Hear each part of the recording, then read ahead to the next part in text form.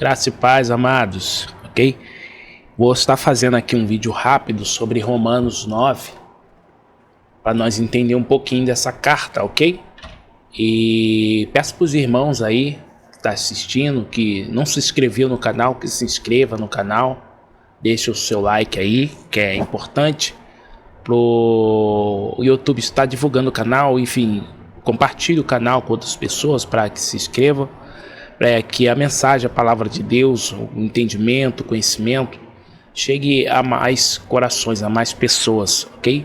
Mais importante de tudo, seja bereano, medite, estude a palavra de Deus, ok? Vou falar um pouco rápido aqui. Se o vídeo por acaso ficar um pouquinho longo, 40 minutos ou mais, eu vou botar ele inteiro, completo no canal, e também vou separar ele em pedaços, em partes, em 2 ou em 3 partes, ok? Para facilitar, tem pessoas que gostam de vídeos pequenos, ok? É muito importante esse vídeo aqui de Romanos 9. E se eu não terminar ele todo hoje, as passagens, detalhes por detalhe, a gente continua ele, né, em outra hora, ok? Essa semana que vem eu termino ele, mas vou falar um pouco aqui. Eu coloquei alguns textos para nós estar lendo, para nós estar acompanhando, ok?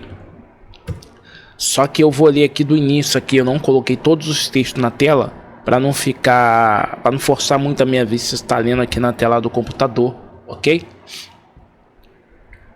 Vamos lá. Capítulo 9 de Romanos, versículo 1. Digo a verdade em Cristo, não minto, dando testemunho comigo a minha consciência no Espírito Santo, que tendo grande tristeza e incessante dor no meu coração, porque eu mesmo desejaria ser separado de Cristo por amor de meus irmãos, que são meus parentes segundo a carne, ok? Eu quero falar um pouquinho rápido sobre isso aqui, irmão. Note aqui, irmão, a grande tristeza que Paulo tinha incessante no seu coração. Por quê? Por causa dos seus irmãos, né? Parentes segundo a carne, ou seja, os seus conterrâneos, os judeus. Paulo era judeu da tribo de Benjamim, israelita, ok? E então ele sentia uma grande dor no seu coração pela dureza, né? Pelo pecado dos seus irmãos, e desejava a salvação deles também. Outras cartas, você vê o amor de Paulo pelas nações, pelos gentios, pela igreja, sofrendo dor de parto para que Cristo seja formado nas pessoas, enfim. Então, já aprendemos uma coisa, um ponto aqui, porque essa carta aqui, de Romanos 9, o calvinismo vai usar muito essa carta e vai torcer ela, vai torcer todos os textos dela, enfim, e outras passagens que eles vão falar, que fala de eleição, predestinação, enfim, e vão carregar esse texto, essas passagens ele fala de eleição, predestinação, para a doutrina calvinista, para o calvinismo, e querer explicar a predestinação, né, a eleição da maneira calvinista, né, como o calvinismo ensina, ok? Mas não é bíblico. Ok? Não é bíblico, não tem base nas escrituras. Então eles vão falar, aqui mesmo nessa própria carta de Romanos 9, eles vão falar que Deus amou um e aborreceu o outro. E aí vão pegar esse ponto, sabe?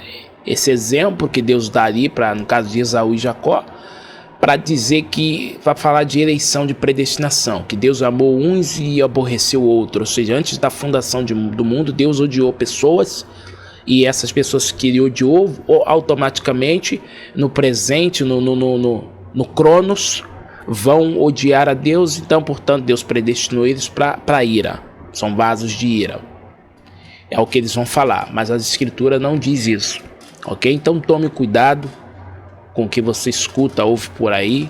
Tome cuidado com essa doutrina, ok? Que é anátema, é um outro evangelho transfigurado ali, ok? Com aparência de um evangelho, falando da graça, da suposta justiça de Deus, né? O Deus calvinismo, enfim. Então temos que tomar cuidado e ser bereano, ok? Analisar, meditar na palavra de Deus. Outro dia eu vou fazer um vídeo só explicando uns pontos que eles falam, ok? Que eles usam, que eles falam, e aqui eu vou ok, explicando melhor. Vamos lá, irmãos. Então, Paulo aqui, cheio de amor no coração pelos seus irmãos, os seus conterrâneos, os judeus, né? Os israelitas. Versículo 4. Os quais são os israelitas, de quem é a adoção e a glória e o pacto, e os pactos e a promulgação da lei e o culto e as promessas, de quem são os patriarcas e de quem descende o Cristo, segundo a carne, o qual é sobre todas as coisas, Deus bendito eternamente. Amém. Versículo 6. Não que a palavra de Deus haja falhado, porque nem todos os que são de Israel são israelitas, nem por serem descendência de Abraão são todos filhos, mas em Isaque será chamada a tua descendência. Isto é, não são os filhos da carne, que são filhos de Deus, mas os filhos da promessa são contados como descendência. Porque a palavra da promessa é esta: por este tempo virei e Sara terá um filho. E não somente isto, mas também a Rebeca, que havia recebido de Isaque, nosso pai, ok? Versículo 11. Pois não tendo os gêmeos ainda nascido, nem tendo praticado bem ou mal, para que o propósito de Deus segundo a eleição permanecesse firme, não por causa das obras, mas por aquele que chama, ok? Foi-lhe dito, maior servirá o menor. Veja bem, irmãos, que aqui bem antes, muito antes de Isaque e Esaú nascer, bem antes deles ter praticado bem ou mal, Deus já então previa, Deus então já profetizou, já falou, o maior servirá ao menor. Na sua presciência, Deus sabia que Esaú ia desprezar o direito de primogenitura, né? Ia desprezar por um prato de lentilha, e Jacó ia valorizar isso, ok? Então, a questão aqui, irmãos, a finalidade, quando Deus depois vai falar no contexto, por isso está escrito, amei a Jacó e aborrecia Esaú, ok? A finalidade, irmãos, aqui é ministerial, é patriarcal, ok? E não salvífica e arbitrária, como, né, o calvinismo vai tentar explicar, né?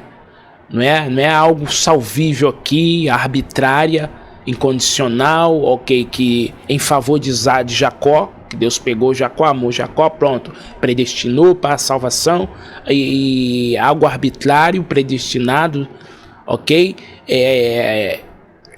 condenatória em relação a Esaú. Não tem nada a ver o texto, essa carta aqui não está falando de predestinação, de salvação, de algo salvífico, ok?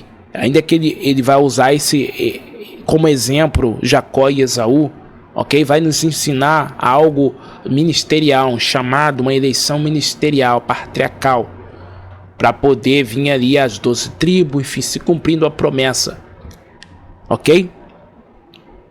Amei a Jacó e aborreci a Esaú. Que diremos, pois, que há injustiça da parte de Deus? O texto vai falar de modo nenhum, ok? De modo nenhum. A injustiça da parte de Deus, de modo nenhum, o texto vai falar. Porque, irmãos, os romanos, o que estava acontecendo ali em Roma? Os judeus que estavam em Roma, eles estavam, como eu vou dizer, eles estavam se sentindo, sabe? Estavam querendo, conjecturando que Deus estivesse sendo injusto. Os judeus ali em Roma, com a carta de Paulo, não só a carta aos romanos, mas outras cartas também lia, que Paulo que ensinava aos Gálatas, aos Tessalonicenses, enfim, Efésios, Colossenses. Então, os judeus que estavam ali nas igrejas, que Paulo estava ensinando, eles estavam querendo dizer que Deus poderia estar sendo injusto. E por que isso? No contexto da carta, a gente não pode só ler Romanos, a gente tem que ler Romanos 9, a gente tem que ler a carta toda, que é um contexto. Pode dividir ela em blocos, né? Um blocos de 3, do capítulo 1 ao 8, do 9 ao 11, do 12 ao 16, enfim. E o conjunto geral da carta, os contextos, é muito importante ler, entender o propósito dessa carta, né? Transição de lei, enfim, muitas coisas que vai falar, justificação pela fé, pelas obras, enfim, entender todos esses pontos.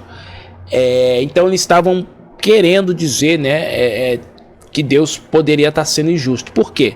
Porque eles se achavam eleitos. Eles se achavam, por ser descendência de Abraão, né, de Isaac, enfim, de Jacó, eles seriam povo eleito. Então, mesmo vivendo no pecado, na incredulidade, a soberba, o orgulho, enfim, querendo praticar as obras da lei e tudo mais, continuar praticando as obras da lei, eles se achavam o povo eleito, o povo salvo, os eleitos, e de qualquer forma eles achavam que Deus tinha que salvar todos eles. Portanto, que vai até se falar nessa carta, no Romanos no 10, 11, vai falar, né, que sobre Isaías, Paulo vai puxar, vai importar a profecia lá de Isaías e trazer ali para o contexto de Romanos, que ainda que a areia do mar fosse, sabe, tudo, mas só os remanescentes seriam salvos. Só os remanescentes seriam salvos, ok? Não é que fosse numerosos, o número do mar, da areia do mar. Então, eles estavam descontentes, irmãos, com o ensino que Paulo estava ensinando. O ensino que Paulo estava ensinando, irmão, era inserindo os gentios, né, no plano salvífico. Você vai ver isso em Romanos 10, ok? Você vai ver isso em Romanos 11, contexto. Por isso que não se separa Romanos 9 do 10 e do 11. Então você vai ver ali muito Paulo falando sobre os judeus, gentios, trazendo referência do propósito de Deus nos profetas, Oséias, a promessa da restauração, enfim, de como a casa de Israel teve a divisão do reino, né, das 12 tribos, e a casa de Israel se espalhou entre as nações, e Deus prometeu restaurá-la, trazê-la de volta através do evangelho, do sacrifício de Cristo, e ter essa restauração das 12 tribos, da casa de Israel, unificar novamente esse reino, ok? Em Cristo, num só corpo. Então eles estavam descontentes porque o ensino que Paulo trazia era sobre salvação para todas as nações, para todos os povos. Que a misericórdia, o amor de Deus é alcançar a todos os povos. Entendeu? Aí Paulo vai falar, vem cá, que diremos, pois, que a injustiça da parte de Deus? Paulo fala, de maneira nenhuma. Porque os judeus estavam se achando povo eleito, entendeu? E não estavam concordando com Paulo de que os gentios, as nações, tivessem sido inseridas nesse plano salvífico. E Paulo falava a mesma coisa para ele, olha, vocês têm que se arrepender, têm que crer em Cristo, tem que largar as obras da lei, tem que praticar as obras da fé. Ok? E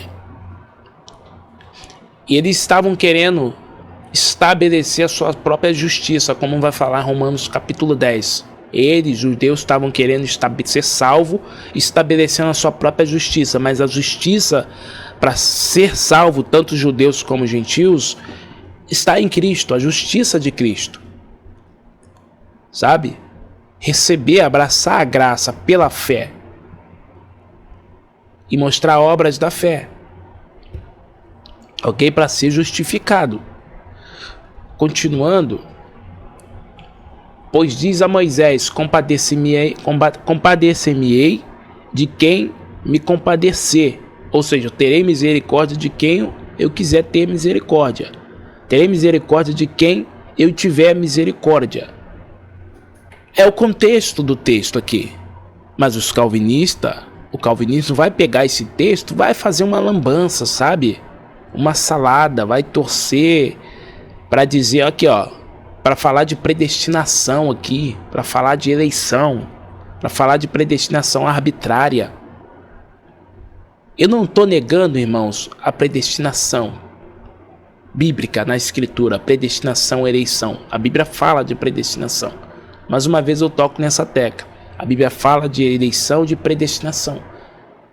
Mas a que o calvinismo ensina não tem nada a ver com a justiça de Deus, com a soberania de Deus, com as escrituras. A predestinação e eleição que eles ensinam, que eles apresentam, é injusta. Não é bíblica, não tem base bíblica. Mancha, torce o caráter de Deus. Então, o contexto é só... Parece que eles não dão o contexto. Eles pegam um texto, catam ali e cá para poder formar a doutrina, para tentar, para torcer e tentar, pronto, passar para os outros, sabe, a visão, a opinião calvinista deles. Ó, terei misericórdia de quem... Aí começa a falar um monte de bobagem. Aqui, tá vendo? Deus tem misericórdia de quem ele quiser ter, irmãos. E é injusto ele? Aí ainda vão falar com arrogância, soberba. Deus não é injusto. Ele pode, ele é soberano, enfim, tem misericórdia de quem ele quiser. Eu não estou entendendo. Aqui Paulo está escrevendo a carta e está também ao mesmo tempo falando com os judeus. Porque os judeus se achavam, não, todos nós judeus temos que ser salvos. Todos nós israelitas, descendência de Abraão, de Jacó, temos que ser salvos.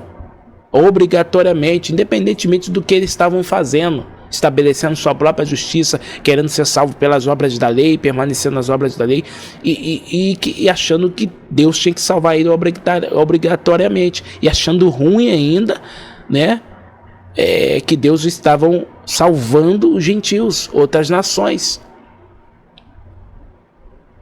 Na verdade, Deus estava colocando ciúmes nele. Ok? Isso é outro ponto, outro propósito que a gente pode estar falando depois. Deus estava colocando ciúme neles. Eles estavam endurecidos, eles estavam soberbos, eles estavam, sabe, eles matavam os profetas, não estavam crendo em Cristo, queriam permanecer nas obras da lei, enfim. Por isso o contexto vai dizer, terei misericórdia de quem eu querer ter misericórdia. Paulo traz esse texto lá de Moisés, de Êxodo, ok?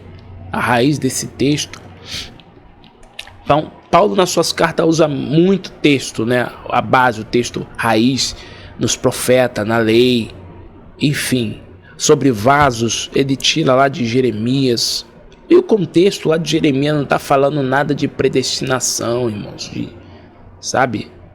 Assim como o Faraó também, Êxodo, não está falando nada sobre predestinação com texto raiz, a base, da onde Paulo está importando. Então Paulo aqui está respondendo aos judeus, olha, falando por Deus aqui, terei misericórdia de quem eu quiser ter misericórdia. Ou vocês acham que eu tenho que ter só misericórdia de vocês? Das nações, do gentio, eu não tenho que ter. Entendeu? É isso que Paulo está explicando aqui na carta. Não está falando nada de predestinação arbitrária, sabe? De eleição.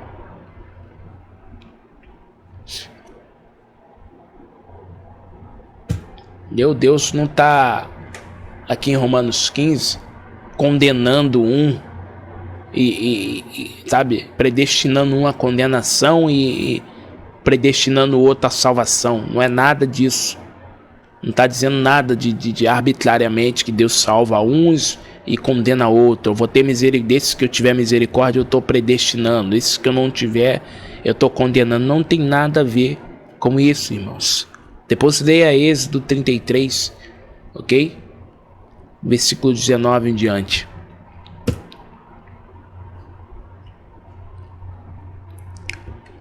Logo, pois, compadecer-me-ei de quem quer endurecer a quem quer, ok? Aqui nos leva também lá para Êxodo, para falar de Faraó, ok? O coração de Faraó, irmão, já estava endurecido, irmãos. Ele já era soberbo, entenda isso. Deus não endureceu o coração de Faraó. Os calvinistas vão pegar que Deus endureceu o coração de Faraó, vão torcer tudo lá e não ler o contexto, sabe, da passagem, e vão fazer de tudo para poder a doutrina deles dar certo, né?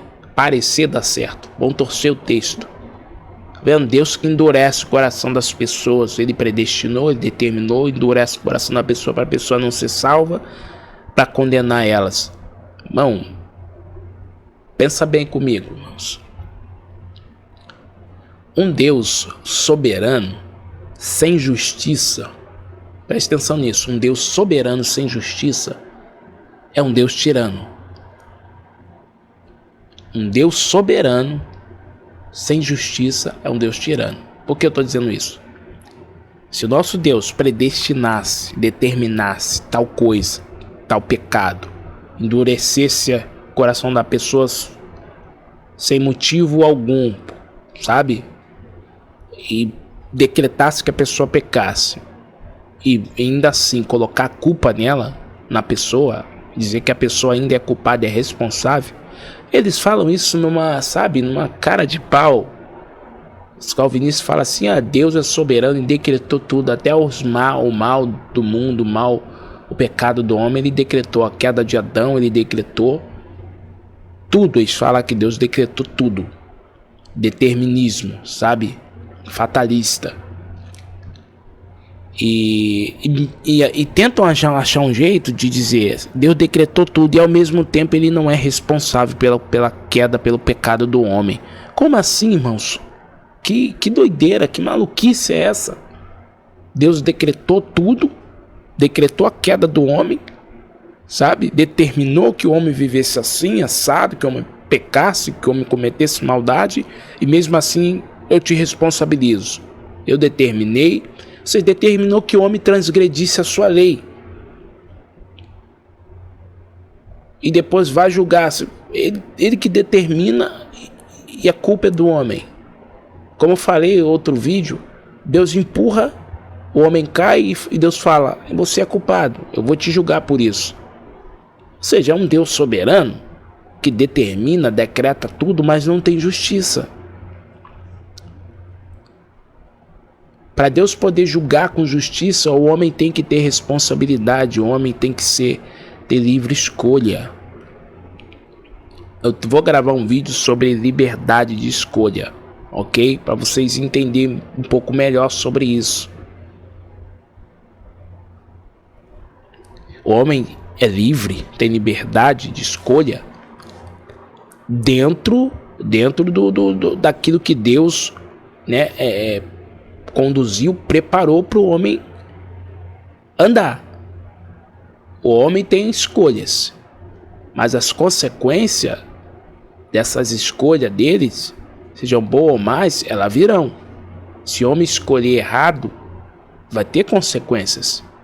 O homem pode escolher o que quiser, o bem ou o mal. Se ele escolher o mal, ele não tem a alternativa de não aceitar o mal quando ele vier. Ele vai vir. E isso é justo. Aquele que planta, colhe. Tá entendendo? Se Deus tem um tribunal justo para julgar o homem pelas suas obras, Deus vai julgar o homem pelas obras que o homem cometeu. O homem que cometeu, Deus cria um homem. Deus é responsável em criar o homem. Mas a transgressão, Deus não criou. A transgressão, quem comete, né? O livre escolha é a vontade do homem. Deus deu poder de escolha ao homem, mas o homem transgrediu a lei de Deus, então Deus ele vai julgar por essa transgressão, ok? Se o homem não se arrepender. Então isso é justo. Agora eu predeterminei que você fosse assim para te condenar depois. Isso aqui, a culpa é sua, mas eu que determinei, você não teve escolha. Não há justiça nisso. É lógica, é razão, é usar o raciocínio. Parece que esse povo, que essas pessoas não pensam, não usam o raciocínio. Parece que, sabe, o raciocínio, o lado racional está gravemente afetado, cauterizado, irmãos. Essas pessoas falam coisas que elas mesmo nem pensam estar entendendo, pensam estar sendo inteligente, pensam estar sendo sábio, pensam estar falando bonito, mas eles mesmos não, sabe, não enxergam, não, a mente está de uma forma tão perdida, sabe? Tá gravemente afetada o racional, que a pessoa fala coisas sem lógica, sem sentido. Quando a pessoa acordar e começar a usar raciocínio, pensar, sabe, Deus desbloquear um pouquinho a minha mente, a pessoa querer enxergar e ver, caramba, eu falava isso, eu falava, como pode, cara? Muitas pessoas sabem que é errado, sabem que está ensinando errado, sabem que o calvinismo é errado, não é bíblico, sabe que está apresentando um Deus justo, mas por que muitos não voltam atrás, não querem se arrepender? É o orgulho, irmão. É falta de humildade. É a avareza. Muitos vendem livros, seus livros, muitos ganham dinheiro, têm o seu salário, é dízimo, é oferta. Eles não querem perder isso, irmão. Eles preferem a glória dos homens. Para isso parece ser uma tortura admitir que, sabe, errou, muitos anos ensinando o calvinismo, defendendo o calvinismo, enfim, as institutas de Calvino, a tulipa, os 5 pontos, e a Bíblia mesmo não está defendendo, pensa estar defendendo a justiça de Deus, o evangelho da graça, a sã doutrina, tudo para eles é isso, a sã doutrina, a doutrina da graça, a justiça de Deus, mas ensinando o quê? De acordo com o Calvino? Tá errado, irmãos. Tá totalmente errado. Pensa estar entendendo alguma coisa. Pensa estar sendo iluminado, tá tendo luz. Não tá, não. Não está mesmo. Eu dou graças a Deus, irmão, de nunca ter acreditado, seguido essa doutrina, irmãos. Sempre meditando, analisando, estudando, com o pé atrás, com cautela, com temor, com honestidade as escrituras, pedindo a Deus entendimento para não errar, irmão. Ter cuidado da doutrina, isso é zelo, irmãos. Isso é zelo, qual todos os crentes deveriam buscar ter isso, irmãos. Entendeu?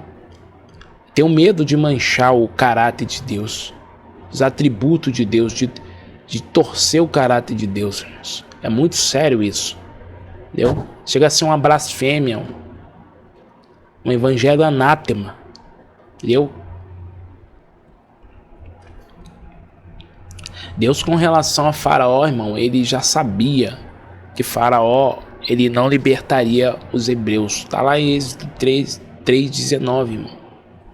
Coloquei aqui, ou seja, não diz que ele já tinha arbitrariamente decretado isso, mas sim que já sabia disso. E a partir dessa premissa, Deus soberanamente começa a trabalhar algumas ações de Faraó, até que o propósito se complete, ou seja, fazer com que Faraó fosse conhecedor do poder dele. Ter isso como base para que seu nome fosse anunciado, a libertação do povo hebreu. Tá aí o propósito, irmãos. Esse era o propósito, ok? De Deus enviar Moisés, Arão lá, e Deus já ter falado, ó, Faraó não vai querer libertar os hebreus, o povo. Ele é arrogante, ele é soberbo, tá com o coração duro. Mas ele vai, eu vou te enviar lá e ele vai ver o meu poder, ele vai libertar o povo. Aí você já conhece a história, né? De lá os magos de Faraó, joga o cajado no chão, vira a cobra. De Moisés, Moisés também joga lá, a vara de Arão joga, transforma também na serpente e come as 2 cobras, 2 serpentes lá dos magos de Faraó, enfim. E depois as pragas, os sinais, o poder de Deus lá no Egito. Você já conhece toda a história já. Então Deus manifesta o teu poder ali. Então Faraó deixa o povo ir. Deus só usou o que já estava no coração de Faraó. Deus não endureceu nada. Já estava duro o coração dele. Deus só manifestou, só aproveitou o que estava no coração dele. Ok? Para poder manifestar o teu poder e teu nome ser conhecido sobre toda a terra através disso e libertar o povo hebreu. Esse era o propósito. Não tem nada a ver de predestinação, de eleição, de predestinar um para o inferno, para condenação e outro para salvação. O propósito ali era de libertar o povo do Egito e libertar o povo com poder, manifestar o teu poder ali e o teu nome ser conhecido sobre toda a terra, ok? E Faraó, Deus sabia que ia querer dificultar isso. Não vai deixar meu povo ir, então vou enviar Moisés aí e Arão e pronto. Tá aí o propósito, irmão. E tem muitos outros assuntos, irmãos, para continuar falando sobre os vasos de ira, enfim. A gente pode estar falando mais para frente depois, para o vídeo não ficar muito longo, ok? Uma boa noite aí, fica na paz, se inscreva no canal, deixa o seu like.